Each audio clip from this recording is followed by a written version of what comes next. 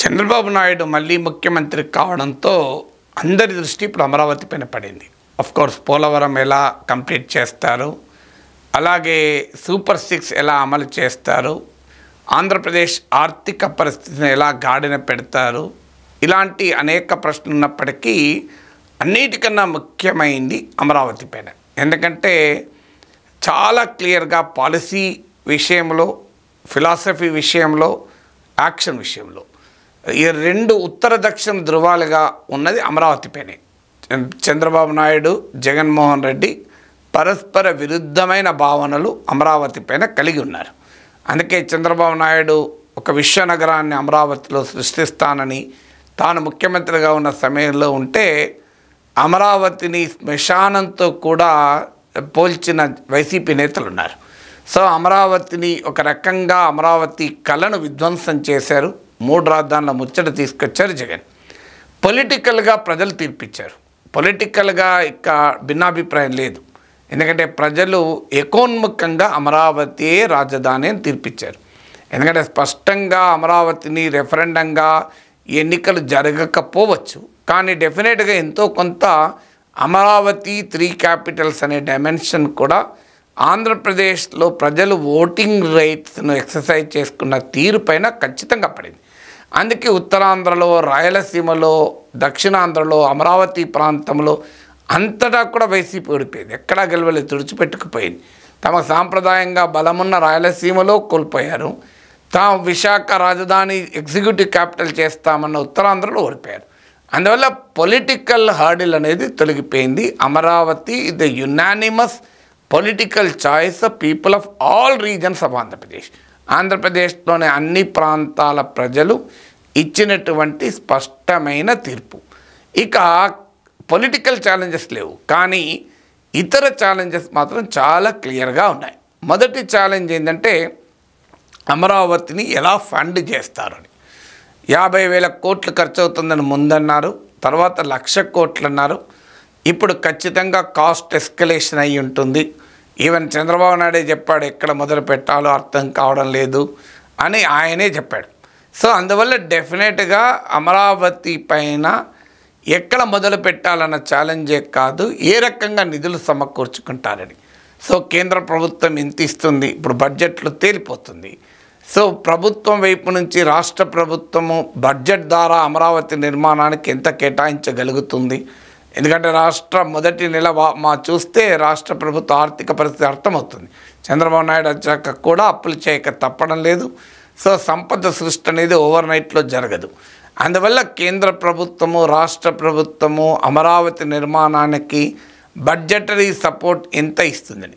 అయితే చంద్రబాబు నాయుడు మొదటి నుంచి కూడా చెప్పింది సెల్ఫ్ సస్టైనబుల్ అని. మరి ఆ సెల్ఫ్ సస్టైనబుల్ చేయాలంటే గవర్నమెంట్ పైన భారం ఉండొద్దు, అంటే ప్రైవేట్ ఇన్వెస్ట్మెంట్ తేగలగాలి. ప్రైవేట్ ఇన్వెస్ట్మెంట్ ఏ రకంగా కాన్ఫిడెన్స్ని క్రియేట్ చేయగలరు. చంద్రబాబు నాయుడు ఇటీవల అన్నాడు, ఇప్పటికీ కూడా భూతం వెంటాడుతోంది, జగన్ భూతం అని చెప్పాడు. అంటే ఎక్కడికి పోయినా అమరావతి ఇన్వెస్ట్మెంట్ అంటే వాళ్ళు అడుగుతున్నారు గ్యారంటీ ఏంటి, మీరే ఉంటారని. రేపు మళ్ళీ 5 ఏళ్ళ తర్వాత జగన్మోహన్ రెడ్డి మళ్ళీ ముఖ్యమంత్రి అయితే ఏంటి పరిస్థితి అమరావతి విషయంలో. ఎందుకంటే అమరావతి విషయంలో జగన్మోహన్ రెడ్డి చాలా ఎక్స్ట్రీమ్ పొజిషన్కి వెళ్ళిపోయాడు. అందువల్ల ఈ క్వశ్చన్ అనివార్యంగా పారిశ్రామికవేత్తల్లో వస్తుంది. ఈ ప్రశ్నకు కన్విన్సింగ్గా చంద్రబాబు నాయుడు ఆన్సర్ చెప్పడం కూడా పొలిటికల్గా అంత ఈజీ కాదు. ఎందుకంటే మన దేశ డెమోక్రసీలో మనం చూసాం ప్రజలు ఏ రకంగా మార్చి తీర్పులు చెప్తూ ఉంటారని. సో అందువల్ల ఇండస్ట్రియలిస్టులు, ఇన్వెస్టర్లు ఈ ప్రశ్న అడిగే అవకాశం ఉంది. అందువల్ల మొదటి ఛాలెంజ్ పబ్లిక్ అండ్ ప్రైవేట్ ఇన్వెస్ట్మెంట్ను ఎలా అమరావతికి తీసుకొస్తారన్నది చంద్రబాబు నాయుడు ముందున్న మొదటి సవాల్. ఇక రెండవ సవాల్ ఏంటంటే గతంలో జరిగిన ఒక పొరపాటు ఏంటి, 5 ఏళ్ల పాటు తాత్కాలిక భవనాలు కట్టారు, డిజైన్లలో ఆలోచిస్తూ వెళ్ళారు, అందుకే విమర్శలు ఎదుర్కొన్నారు. ఇది గ్రాఫిక్స్ చూపెట్టారని. టీడీపీ అభిమానులు దాన్ని అంగీకరించకపోవచ్చు, కానీ రియాలిటీ అయితే పర్మనెంట్ స్ట్రక్చర్స్ అయితే రాలే, తాత్కాలిక భవనాలు వచ్చాయి. తెలంగాణలో హైదరాబాదులో కట్టినటువంటి ఒక కొత్త సెక్రటేరియట్ శాశ్వతమైన భవనం అయితే రాలే. సో ఈ రాలేదు కనుక ఇప్పుడు ఒక క్వశ్చన్ వస్తుంది. ఏంటి ఆ క్వశ్చన్ అంటే టాంజిబుల్ ప్రోగ్రెస్ చూపెట్టగలగాలి.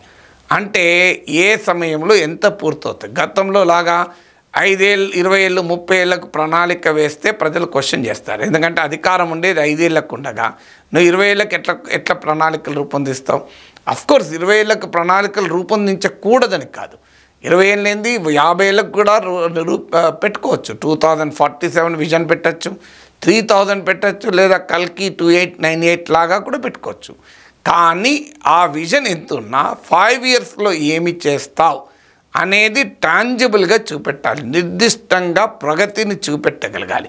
ఇది రెండవ ఫండమెంటల్ క్వశ్చన్. ఇంకా డిజైన్లలో ఆలోచనల దశ దాటి ఆచరణలో క్షేత్రస్థాయిలో టాంజిబుల్గా నిర్దిష్టంగా ప్రగతి కనిపించాలి.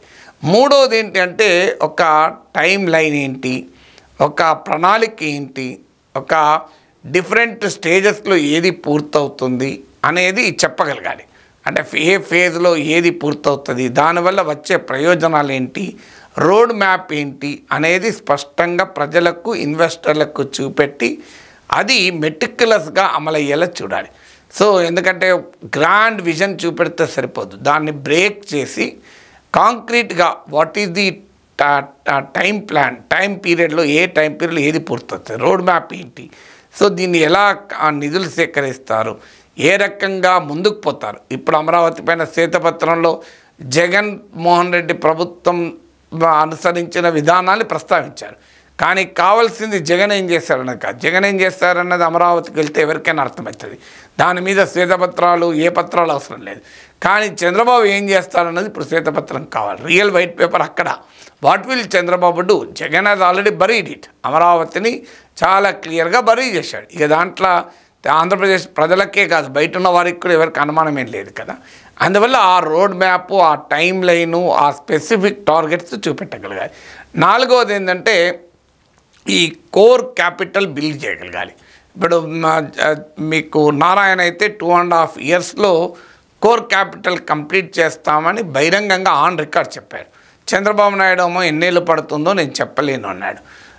ఏబిఎన్ రాధాకృష్ణ తన ఓపెన్ వీకెండ్ కామెంట్ విత్ ఆర్కేలో అలా గొప్పలు చెప్పుకోకండి, 2.5 ఏళ్ళలో పూర్తవుతుందని, తర్వాత ప్రజలకు ఇంప్లిమెంట్ కాకపోతే అవుతుందని ఒక సలహా కూడా ఇచ్చాడు. సో అందువల్ల ఇప్పుడు జరగాల్సింది ఏంటంటే కోర్ క్యాపిటల్ అన్న పూర్తి చేయాలి. చంద్రబాబు నాయుడుకున్న ఈ 5 ఇయర్ పీరియడ్లో అమరావతి లాంటి ఒక విశ్వనగరం, చంద్రబాబు నాయుడు కలలుగన్న విశ్వనగరం 5 ఏళ్లలో గ్రౌండింగ్ కాదు. No city is built in 5 years. City evolves over years. హైదరాబాద్కు ఓవర్ 400 ఇయర్స్ ఆఫ్ హిస్టరీలో ఎవాల్వ్ అయింది. అందువల్ల ఇప్పటికిప్పుడు 5 ఏళ్లలో ఒక మహానగరం ట్రాన్స్ప్లాంట్ కాదు, ఇంప్లాంట్ కాదు.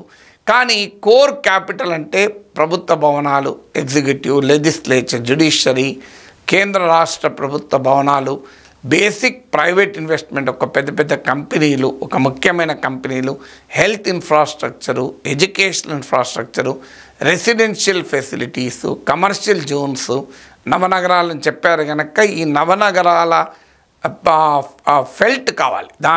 దాని గ్రౌండింగ్ అనేది కనిపించాలి ప్రజలకు. అప్పుడు అమరావతి పైన విశ్వాసం పెరగడమే కాదు, మళ్ళీ మొదటి క్వశ్చన్ కూడా ఆన్సర్ దొరుకుతుంది. జగన్ వస్తే ఏం చేస్తాడు అనే క్వశ్చన్ ఎవరు అడగరిగా. ఎందుకంటే కళ్ళ ముందు పెద్ద ఎత్తున కేంద్ర ప్రభుత్వ భవనాలు, రాష్ట్ర ప్రభుత్వ శాశ్వత భవనాలు, భారీ ఎత్తున కంపెనీలు, కమర్షియల్ ఇన్ఫ్రాస్ట్రక్చరు, సోషల్ ఇన్ఫ్రాస్ట్రక్చర్ ఉండగా అమరావతిని రాజధాని అక్కడి నుంచి తొలగించడం జగన్మోహన్ రెడ్డి తరం కూడా కాదు. అందువల్ల అది చేయగలిగితే ఈ మొదటి ప్రశ్న ఏమవుతుంది, పొలిటికల్ ఇన్స్టెబిలిటీ వల్ల అమరావతి డ్రీమ్ ఏమైనా డిస్టర్బ్ అవుతుందా, ఎందుకంటే రాజకీయపరమైన స్థిరత్వం ఉంటుందా అనే క్వశ్చన్ కూడా ఒక కంక్లూజివ్ ఆన్సర్ కూడా దొరుకుతుంది. లీగల్గా అమరావతి క్యాపిటల్ ఉండాలి అని చట్టం చేయాలి, దానికి ఎంత అవకాశాలు ఉన్నాయో ఎక్స్ప్లోర్ చేయాలన్న డిమాండ్ కూడా వస్తుంది. సర్టన్లీ దానికి ఎక్స్ప్లోర్ చేయొచ్చు, కానీ ఆ చట్టాలే సమస్యకు పరిష్కారం కాదు. రేపు జగన్మోహన్ రెడ్డి చంద్రబాబు నాయుడు చట్టం చేస్తాడు, అమరావతియే క్యాపిటల్, జగన్మోహన్ రెడ్డి క్యాపిటల్ అమరావతి ఉంచుతాడు, అక్కడ కదలదు మెదలదు, ఏం లాభం దానివల్ల? అందువల్ల చట్టాల వల్ల కాదు, ఇది పబ్లిక్ ప్రెషర్ వల్ల అవుతుంది. అందువల్ల ఇవాళ బహుశా ఇంతటి ఓటమి తర్వాత జగన్మోహన్ రెడ్డి కూడా 2029లో వస్తాడా రాడా అనే చర్చలకు నేను వెళ్ళడం లేదు. ఒకవేళ ఎప్పుడు వచ్చినా 29 అయినా 34 అయినా ఇక అమరావతిని ముట్టుకొని చేతులు కాల్చుకుంటాడని అనుకోను. That has gone. ఆయనకు కూడా అర్థమై ఉంటుంది ఈ 3 రాజధానుల ముచ్చట కొంప ముంచేసిందని. సో అందువల్ల ఈ మే నాట్ బంగిల్ విత్ అమరావతి. కానీ ఒకవేళ అది చేయకుండా ఉండాలంటే కూడా సబ్స్టాన్షియల్ గ్రౌండింగ్ కనుక 5 ఏళ్లలో జరిగితే దాన్ని మార్చడంత సులభం కాదు. నేను గతంలో కూడా చెప్పాను. హైదరాబాద్లో ఉన్నటువంటి ఒక permanent secretariat, permanent assembly, permanent హైకోర్టులు ఇవన్నీ వచ్చి ఉంటే జగన్మోహన్ రెడ్డి కూడా అంత సులభంగా చేయగలిగేవాడు కాదు. ఎందుకంటే అప్పటికీ ఆ పర్మనెంట్ ఇన్ఫ్రాస్ట్రక్చర్ రాకపోవడాన్ని జగన్మోహన్ రెడ్డి ఉపయోగించుకున్నాడు. ఇక ఇంకొక ముఖ్యమైన ఏంటంటే స్టేక్ హోల్డర్ పార్టిసిపేషన్. ఏకపక్షంగా రాజధాని నిర్మాణం జరగద్దు. గతంలో జరిగిన పొరపాటు కూడా అదే. 2014-19 మధ్య కాలంలో దీన్ని చంద్రబాబు నాయుడు బ్రెయిన్ చైల్డ్గా, చంద్రబాబు నాయుడు పేటెంట్గా దీన్ని డెవలప్ చేశారు. బ్రాండ్ చంద్రబాబుగా. డెఫినెట్గా ఇది చంద్రబాబు నాయుడు బ్రెయిన్ చైల్డ్ కాదని ఎవరన్నారు. కానీ పొలిటికల్గా వచ్చే వరకు ఏంటంటే దాని యొక్క బ్రాండ్గా చంద్రబాబు నాయుడు పేటెంట్ కల బ్రాండ్గా దాన్ని ప్రమోట్ చేస్తే మిగతా పార్టీలు ఎవరు కూడా దాన్ని ముట్టుకోరు. అల్టిమేట్గా ఒక మహానగరాన్ని నిజంగానే చంద్రబాబు నాయుడు ఊహించినటువంటి అమరావతి గ్రౌండింగ్ అయితే ఎవరు అవునన్నా కాదన్నా చరిత్రలో చంద్రబాబు పేరే రాసుంటుంది. దానిపైన ఇంకెవరి పేరు రాసుంటుంది. ఇప్పుడు సైబరాబాద్ పైన ఎవరు ఎన్ని అన్నా, తర్వాత వచ్చిన ముఖ్యమంత్రులు ఎంత వాల్యూ అడిషన్ చేసినా సైబరాబాద్ నిర్మాణంలో చంద్రబాబు నాయుడు పేరును ఎవరన్నా తొలగించగలుగుతున్నారా? సో అది అసాధ్యమైన పని. హైదరాబాద్ మొత్తాన్ని నేను నిర్మించిన అన్న దగ్గర విమర్శించిన వాళ్ళు ఉన్నారు. కానీ సైబరాబాద్కు పునాదులు వేసిన నాయకుడు చంద్రబాబు అనే దాంట్లో ఆయన ప్రత్యర్థులు కూడా క్వశ్చన్ చేయలేరు. అందువల్ల క్రెడిట్ వీళ్ళు ఆటోమేటికల్లీ ఇక మీరు ఏం చేసినా చేయకపోయినా క్రెడిట్ వస్తుంది. చరిత్ర ఎప్పుడు కూడా మనుషులు గుర్తుపెట్టుకుంటుంది. కానీ దాన్ని బ్రాండ్ చంద్రబాబుగా ప్రమోట్ చేస్తే తర్వాత వచ్చిన వారికి ఒక డైలమా వస్తుంది. మహాభారతంలో దుర్యోధనుడు డైలమా ఉన్నది కదా. ఇప్పుడు నేను సంధికి అంగీకరిస్తే నా పినతండ్రి కొడుకులకు భయపడి సంధికి అంగీకరించారంటారా, లేదా దయార్థ హృదయంతో ఒప్పుకున్నారంటారా శ్రీకృష్ణ అని అడుగుతాడు. సో ఆ డైలమా వస్తుంది. అది అమలు చేస్తే చంద్రబాబు నాయుడికి పేరు వస్తుంది, అమలు చేయకపోతే కూడా చంద్రబాబు నాయుడికి పేరు వస్తుంది.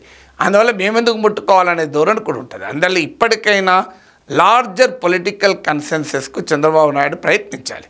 ఆఫ్కోర్స్ మీరు అనొచ్చు జగన్మోహన్ రెడ్డి వస్తాడా, ఆయన 3 రాజధానుల ముచ్చట కదా, అమరావతికే వ్యతిరేకం కదా, ఆయన వ్యతిరేకించవచ్చు. ఆయన ఒక్కడే లేడు కదా. రాజకీయ వ్యవస్థలో అనేక పార్టీలు ఉంటాయి. వారికి ఎంత బలం ఉన్న దాంతో సంబంధం లేదు. సివిల్ సొసైటీ ఉంటుంది.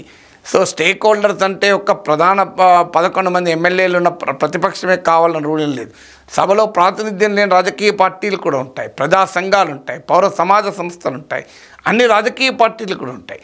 దీని యొక్క సమిష్టి కృషిగా అమరావతి అనేది ఆంధ్రప్రదేశ్ ప్రజలందరి రాజధాని, రాజకీయాలకు అతీతంగా let us all own it అనే ఒక విశాల దృక్పథాన్ని గనక చంద్రబాబు నాయుడు చూపెట్టగలిగితే తర్వాత వచ్చేవారు దీన్ని కూడా మేము కూడా ఇందులో భాగస్వాములం అనే భావన ఉంటే ఈ పొలిటికల్ అన్సర్టనిటీ దీని అమరావతి చుట్టూ చంద్రబాబు నాయుడు చెప్పినట్లు ఇన్వెస్టర్లు వ్యక్తం చేస్తున్న అనుమానాలకు ఆన్సర్ దొరికే అవకాశం ఉంటుంది.